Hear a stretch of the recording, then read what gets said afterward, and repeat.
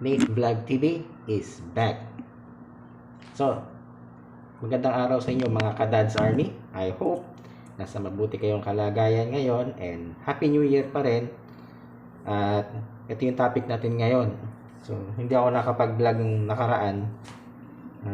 Medyo naging masama pakiramdam natin. Pero ngayon, okay na. So, nung nakaraang week, may nag-request sa akin itong unit na to ayusin. So, hindi ko na pinakita sa inyo paano ko to binaklas. Pero for sure, ito ay galing sa computer shop daw dati. Tapos, binenta sa kanila para maging personal desktop computer. So, tinanggal ko na yung laman nito at bumili ako ng bagong chassis sa PC Express Monumento. Shoutout kay PC Express Monumento. Ito po yung bagong casing na binili ko kanina. Itong Cooler Master. Maganda pong brand dyan. At mura na yan sa halagang 2,150 yata. Meron na siyang kasamang power supply. So, medyo may allergy ako sa alikabok. So, kaya ako naka face mask. Yan. So, medyo maalikabok to. At ginawa ko, tinanggal ko na. Sira kasi yung power supply nito. So, sa mga kadads na nagtatanong, ito yung pinaka tricky na trouble kapag sira yung power supply. Ito, ang symptoms ito, gumagana yung power supply pero hindi siya nagpo-produce ng display signal sa computer natin o sa monitor. So, ito yung motherboard nito. Baba ko na to mga kadads. Ito yung motherboard na gawa ng Gigabyte. GA-F2 A68HM-S1. So, itong board na to ay entry level na gawa ng Gigabyte for FM2 socket. So, ganito po yan. So, kung nakalagay po dito na processor ay AMD. A6. Ano ba ang code nito? A6. Bumaliktad. Labo na mata ni vlog. A6 6400 series. So, ang katumbas nito mga kadads ay kung meron kayong Intel dual core or yung pinaka low end na i3, ito po yung kanyang katapat nun. Mabilis na rin po ito mga kadads. At ito yung kanyang processor. Yan po yung FM2. So meron siyang mga pins unlike dun sa Intel, wala siyang pins. So, lahat dinouble check ko dito para maipakita sa inyo kung ito ba ay reliable pa yung mga parts. Because may mga cases na kapag ang system unit ay blackout, walang display, kahit anong trouble, may instances na ang may problem ay yung processor. So, sa ganito, wala tong problem dahil wala naman siyang burn chips o bended pins o missing pins kung tawagin. So, parang meron lang ako napansin dito na dumi. I-brush nyo lang pag meron kayo nakita ng dumi. Yun, para matanggal. Pas kung meron kayong ilaw, itapat nyo sa mga ganyang klaseng ilaw. O directly doon sa sunlight, mas okay yun.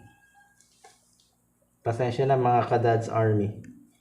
Tapos yung pagkabit nito, i-follow up nyo lang yung gold triangle dito, doon sa motherboard socket. Tapat nyo lang yan. Lulubog naman ng kusa yan, pero pag baliktad, kahit anong pilit nyo, hindi yan lulubog. Pag tama, lulubog yan. Tapos, nilinis ko na yung kanyang processor cooling kit. Ito po yun. Cooling kit kasi meron siyang heatsink, saka meron siyang cooling fan. Kaya cooling kit ang tawag dyan. So, lagyan natin siya ng thermal paste. Pero bago nyo lagyan ng thermal paste yan, kuha muna kayo ng alcohol. Ito, yung mag-hinebra. Kuha ng towel tissue. Punasan nyo muna ibabaw para walang dumi. Yan po yung tamang procedure. SOP yan. Bago nyo ilagyan ng thermal paste. Para adhere o tamang-tama yung pagkakalapat ng thermal paste sa kanya. Ito yung thermal paste o heat sink compound. Lagyan nyo lang po ng kasing dami ng, pag meron kayo nakita palang parang puti-puti o transparent, tanggalin nyo muna yan. Langis niya yan eh. So, lagay nyo muna dito sa papel. Pag may lumabas, tanggalin nyo lang yun. So, lagay nyo ng kasing dami ng mais.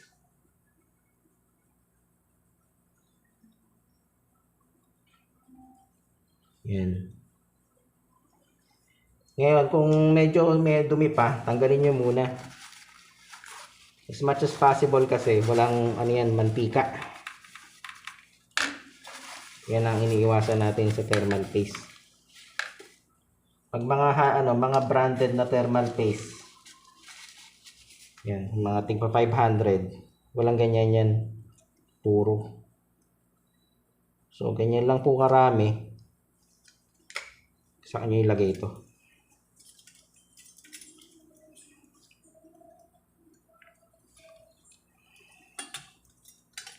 Ito yung kanyang CPU fan connector.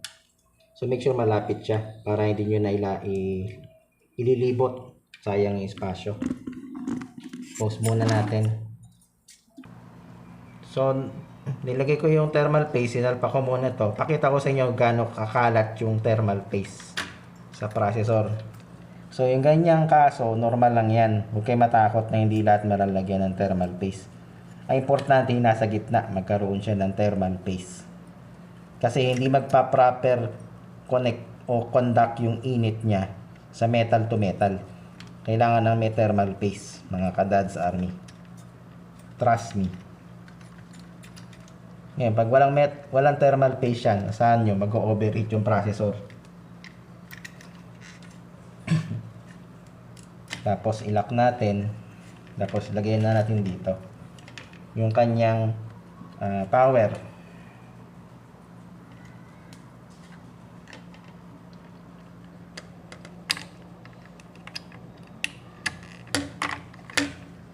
Yan po.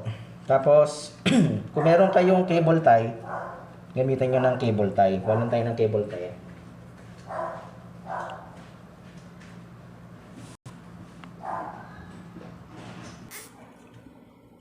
So, ito yung mga kadads yung cable tie.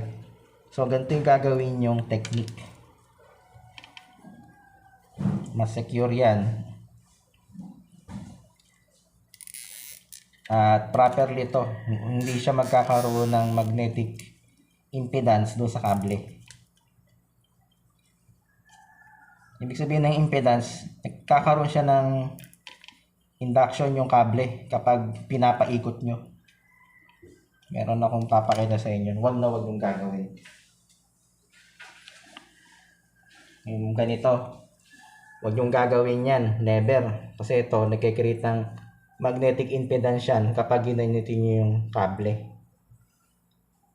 Hindi yan alternating current ang dumadaan dyan. So, direct current. So, dapat hindi siya na-disturb yung kable. So, opposing, dapat yung kable naka-straight.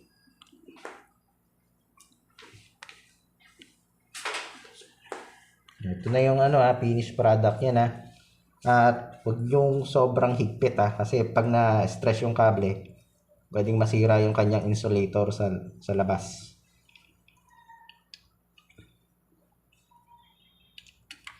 So ganyan lang. Tapos ilagay nyo na yung dalawang 2 GB na memory. DDR3 na to, mga kadads. Ewan mo, DDR3. Medyo low tech na to. Lagay nyo lang dito.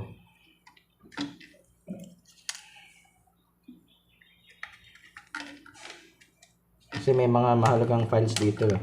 Pero siguro, in the future, bili nila sila ng bagong unit.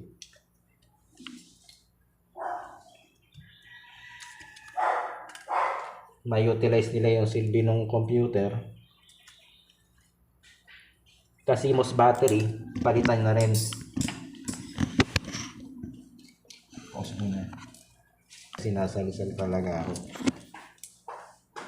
Pero ito, pang salita ka, hindi naman tuloy-tuloy.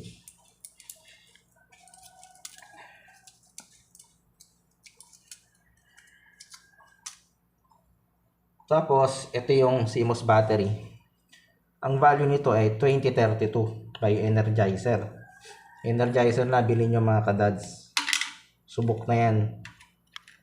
Matagalan na yan. Good for 3 years na yan. Yan. So setup na natin. Pause muna natin yung video. Ito yung nabili kong chassis by Cooler Master CMP 102. Maganda yan sa magkano ba presyo niyan? Hindi ko maalala.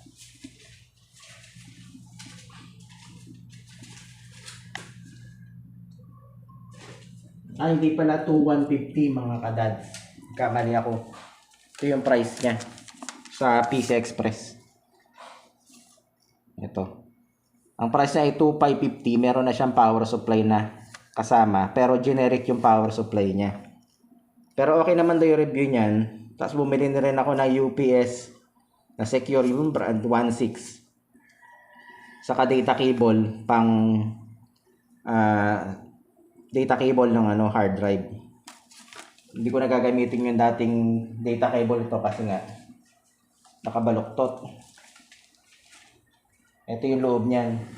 Sa mga nagtatanong, may kasama na yung 120mm na chassis span dito sa gilid. Ito yun, 120mm o 12cm. Pero wala pa siya dito sa likod. Okay lang naman yan kung walang fan. Ang importante, meron siya dito. Sulit na yan.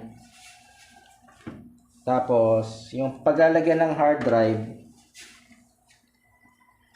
pwede siyang ilagay dito sa ilalim.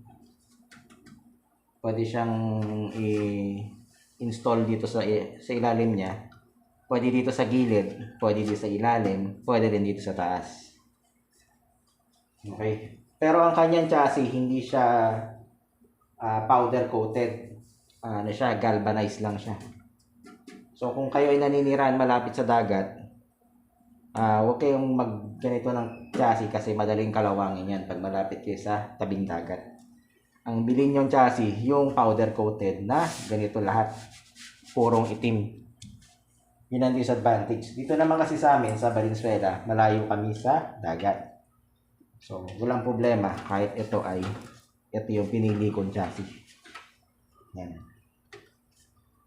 So, ano yung kasama niyan? Meron na tong kasamang mga mounting screws. Saan ba yung mounting screw? Ito na yung mounting screws. Mga studs, kasama na. Yan.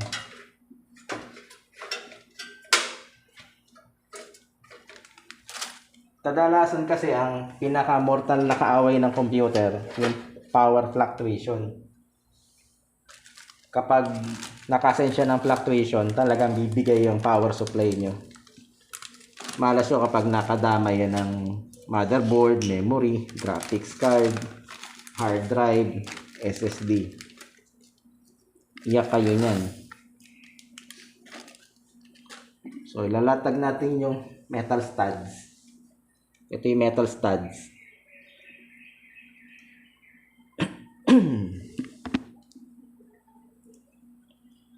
Tapos, yung metal stud, meron niyang metal screw sa ibabaw.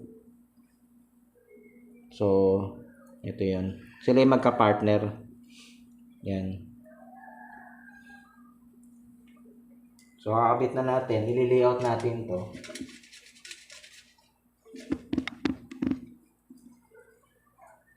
Pasensya na kung medyo mahaba yung video. Tsaga-tsagaan na lang. Tapos shoutout nga pala kanina dyan sa Mobile One Center dyan sa may Pure Gold Paso de Blas, Malintat Tollgate. Shoutout dyan sa mga staff na kinuna namin ng bagong cellphone. Ano ba yung tatak nun? Oppo A12 ba yun? Hindi ako nagkakamali. Maganda yung specs na check na namin.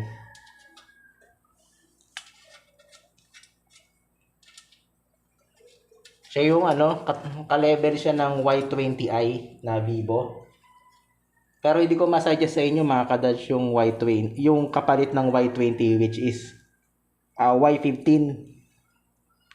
Para mas maganda pa rin yung dating phone kasi yung chassis ng phone ng Vivo ngayon, hindi niya siya ganun kaganda. Parang manipis, tapos hindi siya smooth. Ewan ko ba kung ano ginawa ni Vivo dun sa product nila. Parang dinowngrade nila yung chassis specs. Walang dinagdag, hindi katulad ni Oppo, meron siyang dinagdag na features. So baka yun na rin ang bilhin kong cellphone pang vlog sa susunod. Tapos, ito. Secure na natin siya ng... Ito nga pala, meron talaga akong ganito. Ano siya, converter siya ng hexagon para sa stud. O yung hexagon converter para madali siyang i-lock. Kasi kung gagamit ka pa dyan ng open wrench o kaya ng adjustable wrench, hassle pa yon, magdadala ka pa ng ganun tool. Eto, ganito lang, kasing bigat lang ng tornilyo, makakapag-lock ka na ng metal stud sa chassis.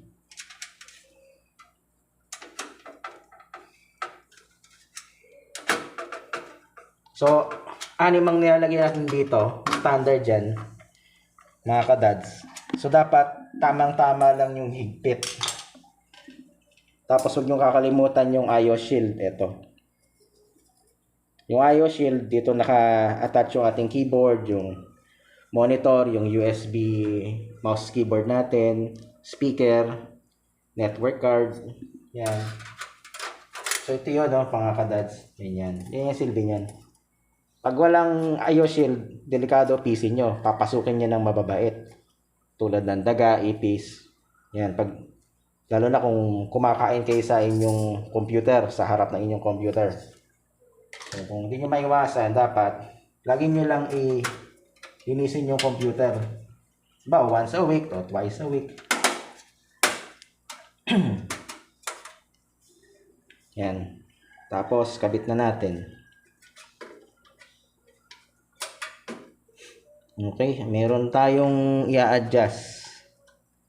For sure. Yung metal stud dito, i-adjust natin ang next. Tataas natin ng level. So, hindi kasi siya, depende yan sa motherboard kung ano yung kanyang layout dito.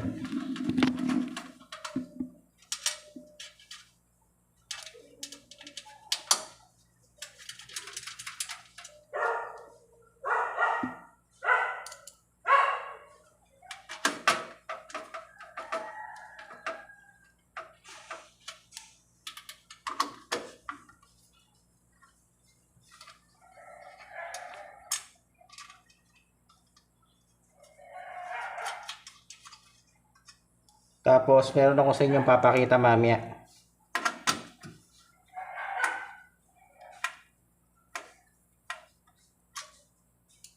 I-update ko kayo doon sa aircon na Panasonic na 0.75. Kung magkano yung binaba ng kuryente namin.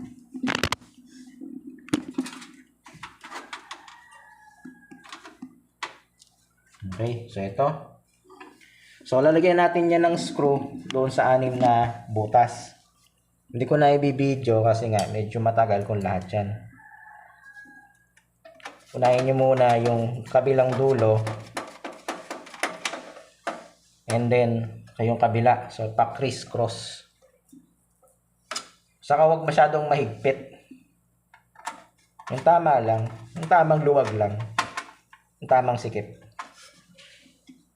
Hindi naman kasi po yan sasakyan. O mechanical part. So, okay lang yung ganyang kaluwag. Basta yung pattern nyo, pa-criss-cross. Parang gumagawa kayo ng star. So, ayun po yung tama.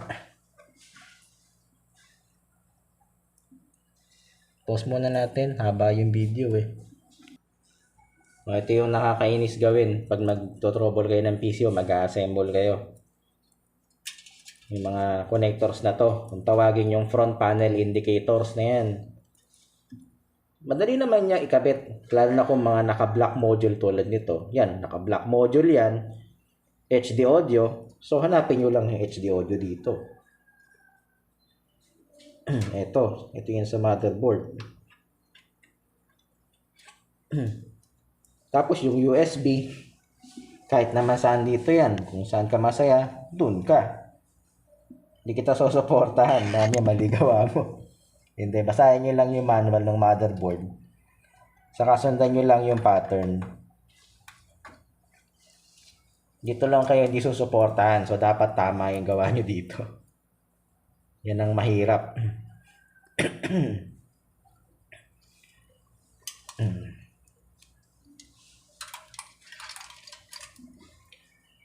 So, etong reset, nakapwesto yan dito. Sa part na yan. At ang reset, sa ibabaw niyan, si power. Sanay na kasi ako dito mga kadads. Walang polarity si power, tandaan niya. Wala yang positive, negative, saka si reset. So tandaan nyo, hindi kailangan niya na may positive, negative. Ang pinaka-delicate na may positive, negative ay yung HDD LED. Tulad po nito. Ayusin natin yung camera. Focus natin. Focus. Ayaw mag-focus. Tumatagal ang video. Ito ho yan yung HDD LED. So, pasensya na mga kadads. Hindi natin makita. Sa camera.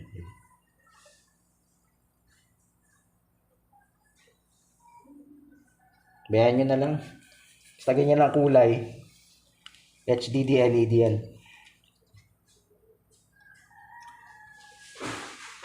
Dito yan sa baba. At susunod, itong power LED. Ito yan. Yan yun. Ito yung positive, yung color green. Negative yung white. So, katabi niya si power LED. So, yun yung magka-partner, yung dalawang yan. Yung mag-best friend na yan, yun ang magka-partner. So, wag na wag yung pagbabaliktarin yan. Okay, mga kadads. So, malinaw tayo dyan.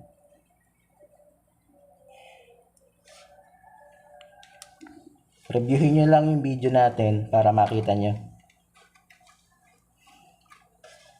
Saka salamat pala doon sa mga nag-subscribe sa amin na kanina. Sa One Mobile dyan sa Malinta, Tollgate. O Paso de Blas, Pure Gold, Valenzuela. Shoutout sa inyo. Tapos, ang gawin nyo ngayon, iba na-install nyo na. Gamit kayo ng cable tie. I-cable tie nyo para malinis tingnan.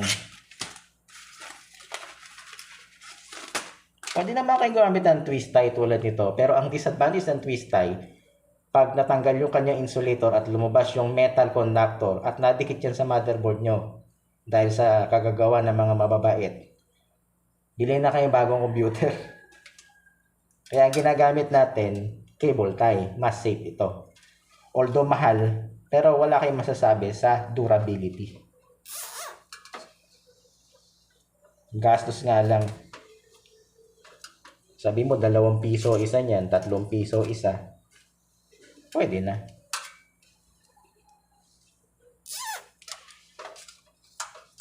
Ayan.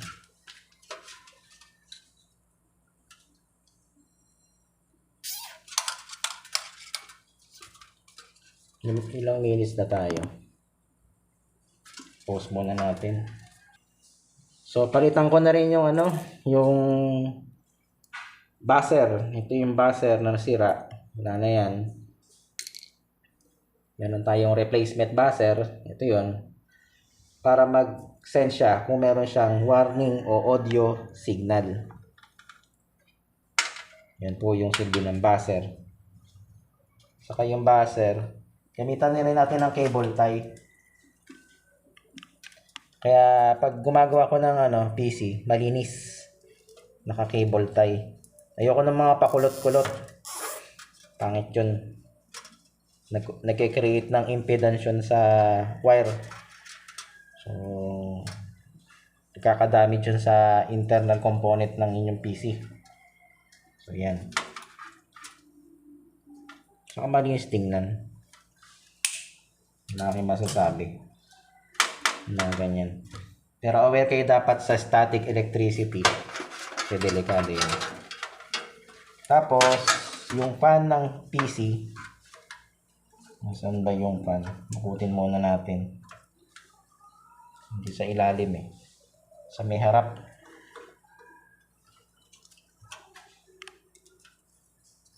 Ayan. Meron siyang fan na nakasama o libre. So, ang technique, pwede nyo naman dito ikabit sa sa system fan. Yung fan sa harap. Wala namang kaso yun.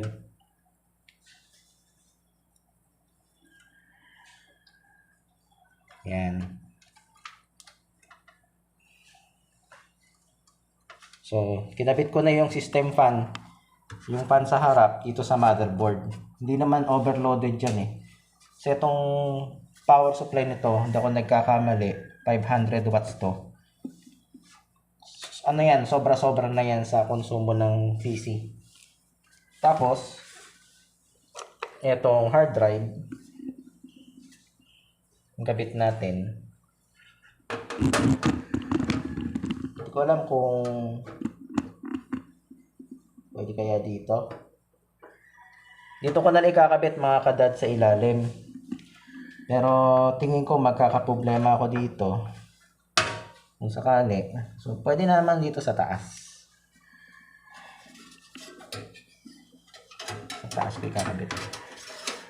So, marami siyang option. Pwedeng ikabit sa taas, pwedeng sa baba. Pero mas safe ako dito sa may taas. Hindi ako natatakot dyan.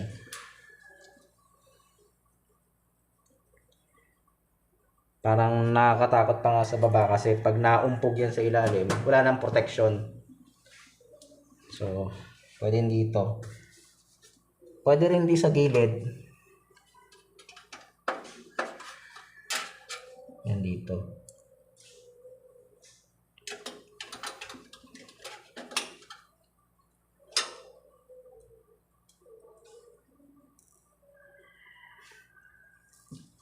Hirap talaga maging vlogger, Vlogger na komedyante na, daddy pa, army pa. Di pala ako army mga kadadsa. Army lang tayo sa mga gawain, pang daddy. Ayan. Tapos, ilagay na rin natin yung screw sa likod para mas matibay. Ayan, para hindi umuuga-uga yan.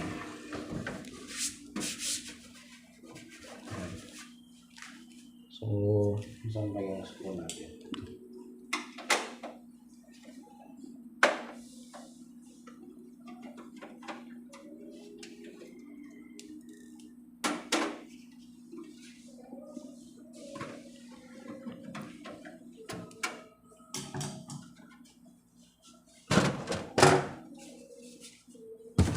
Sorry.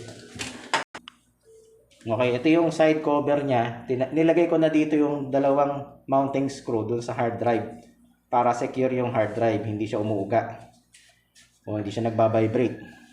So, ibalik na natin yung side cover. Yan.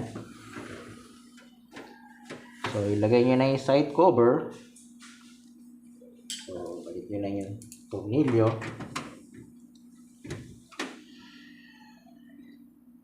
Saka nagustuhan ko sa chassis nito, mga kadads, malaki. Saka yung kaha niya medyo makapal.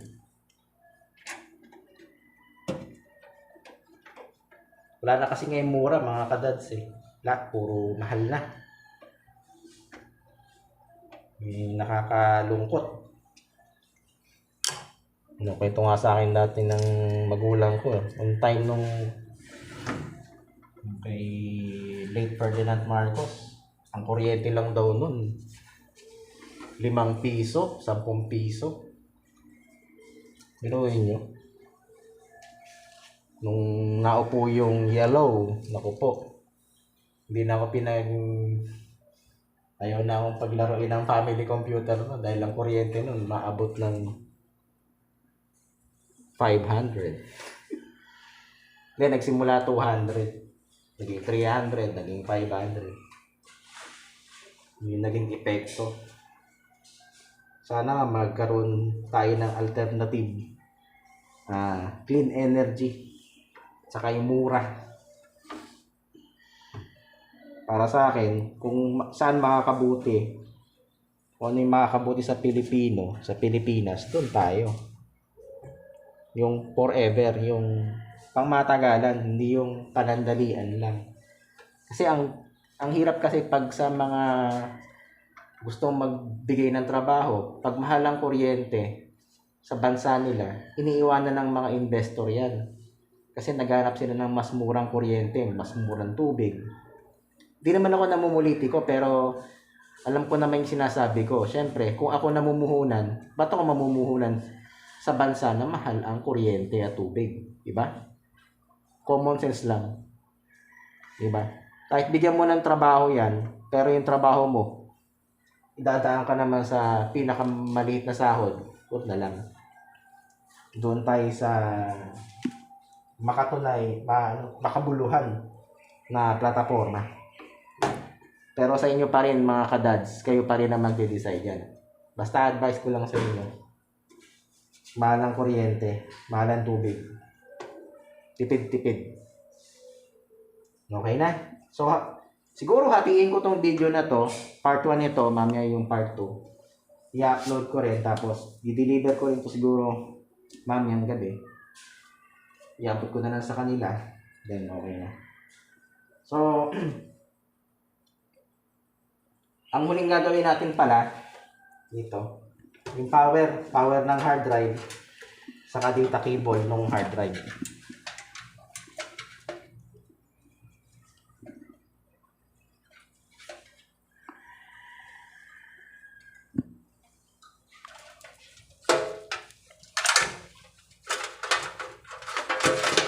Okay. Pasensyahan nyo muna tong part 1 nitong episode na ito, 62. Okay, kakabit na natin yung 24-pin Molex connector. Ito yung kanyang power connector sa motherboard.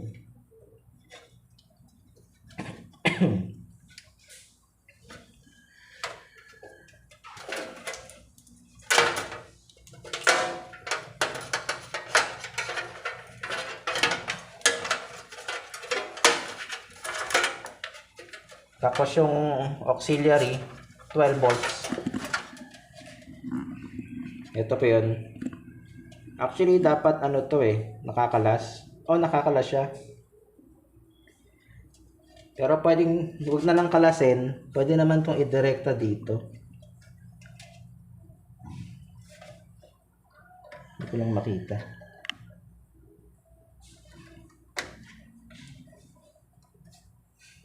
Okay.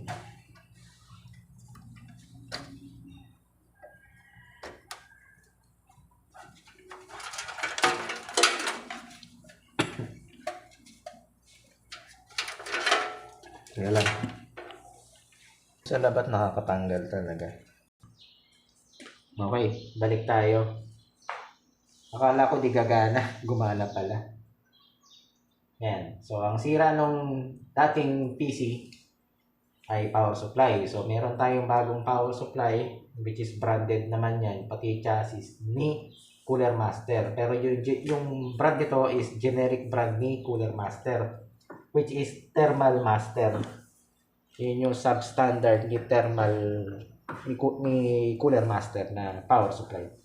Okay yan, maganda review niyan. So, bago ko i-recommend sa inyo, nire-review ko muna yan kung ilang star, 5 star ba yan, 4 or so on. Iwala lang. Tapos, setting na natin, i-set na natin yung kanyang timer. Yan. Saan ba yung time nito? Ito. Okay, ano ngayon? Grab ko lang yung monitor saka yung keyboard mouse ni Adler. Tulog siya. So, araw ngayon. Nazareno.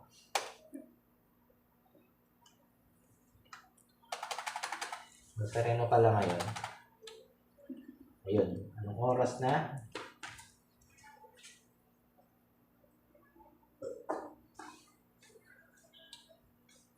$5:40. Maaraw ng 5:44. 17:44.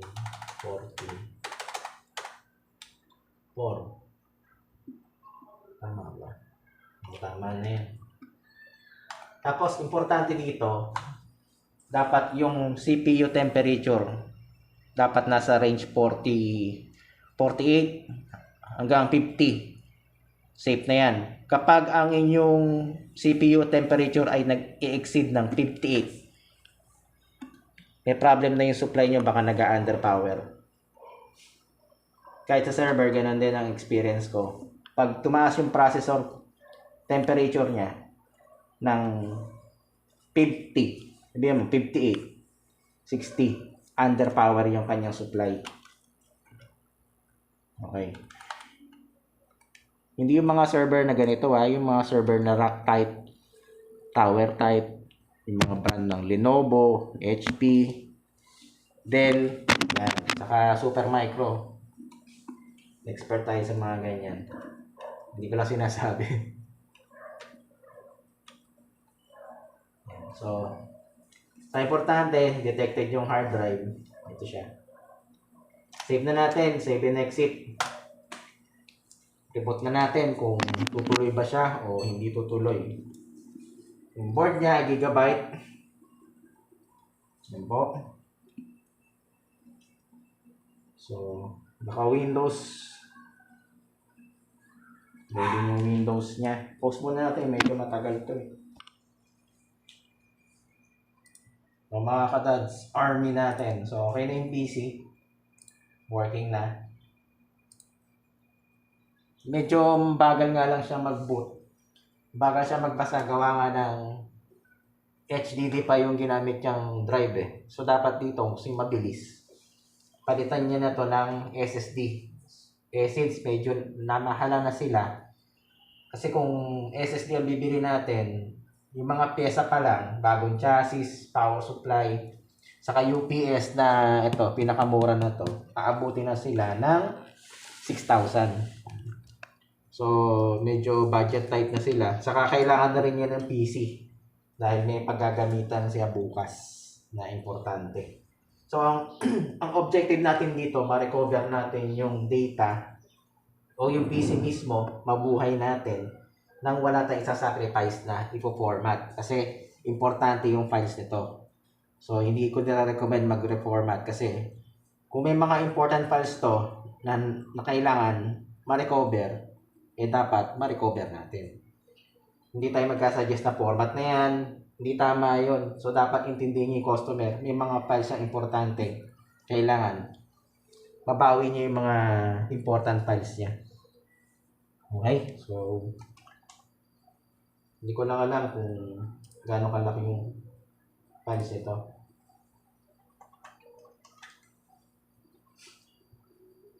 Medyo mabagal lang talaga.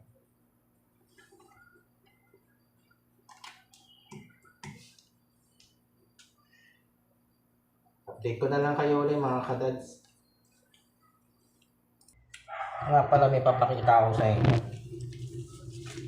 Pag bibili kayo ng kahit anong computer parts, tago nyo yung resibo. Meron kasing warranty yan. Yung advanced replacement warranty. Merong 1 week, merong 1 month. So kailangan naka-intact pati yung box niyan. So shoutout kay Kim Dulatas. Siya yung may-ari ng unit na to na pinaayos niya. So okay na to. Ini-scan na lang yung drive niya for bad sector o bad tracks. Pero okay naman yan, gumagana. Pero sabi ko nga sa kanya, kung may budget siya, napalitan natin yan ng SSD, mas mabilis. Pero hindi yata, medyo short yata sila sa budget. So, eto na lang muna. Tapos yung bayad pa sa atin, professional fee. Yan. Tinaksi ko kanina kasi hindi pwedeng ipasok yan sa bus dahil walang compartment yung bus. Sisitahin kami. So, tatago natin yung sobre sa ano tawag ko? Natawag dun sa lalagyan ng sobre. Dito. Sobre. Sa lalagyan ng sobre. Sobre. Envelope. Envelope. Envelope. Yan. Para pag binigay natin, siya na bahala magtago. Okay. So, ito yung surprise. Nung bumili ako ng Panasonic na 0.75 horsepower, ito yung bill namin. Yan. 3,551.40 cents. Nung last December yan. Ngayon, nung nag-reading si Meralco, ito na lang yung babayaran ko. 2,799.48. So, magkano yung natipid ko? Hindi ko maano eh. May na ako sa math. So, ang laki ng natipid ano. So, nakatipid ako ng 750 mahigit. 750 mahigit ang natipid natin. Mga Kadads Army. 750 ba? Tama Ayan Ito yung last year o last month. Ito ngayon yung bill sa January. Ito babayaran ko pa to. Ayan. Kaya pag nakakita kayo ng bill, nahimatay kayo, palit kayo ng aircon. Palit kayo ng rep. Ay, pag nakita nyo to, yan. Yan ang sinasabi ko sa inyo. Bata pa ako nun. Kwento ng magulang ko. Si Marcos pa yung presidente nun. 5 piso lang, 10 piso lang ang bill sa kuryente. Ngayon. Ako po. Maganda kayo bumalik yung dati. Okay? So, okay na yung unit ni Kim Dulatas. Shoutout sa iyo, Kuya Kim Dulatas. Okay ito na yung unit mo. So, na-check na natin. Yan. Sana hindi na magloko Pero, ang masabi ko lang, Kim, kung sakaling bumagal to ulit, palit ka na ng SSD para wala nang aberya. Kasi talagang ang hard drive kasi na to, ang background nito o history, ginamit yan sa computer shop o sa mga PisoNet, sabihin natin. Hindi na ganun ka stable yung drive niyan dahil persado na yun. Sa maghapon siguro gumagana yun, hindi lang 12 oras ang gumagana. Kaya yung kanyang runtime period ng hard drive, yung kanyang mean full time, hindi na ganun niya kakayanin. Mabagal na talaga yan. So, yun masasabi ko, pag may budget ka, palit ka ng SSD. Kahit 240 o 256, pwede na yun. May pa Kingston yan o kaya Hikvision. Shoutout sa inyo. Okay na yan. So, dito ko natatapusin yung video natin sa episode 62. sa ating Nate Vlog TV. Sana suportahan nyo. Sa mga hindi pa nagsasubscribe, pasubscribe na lang po at ingat po kayo palagi. God bless. Bye-bye!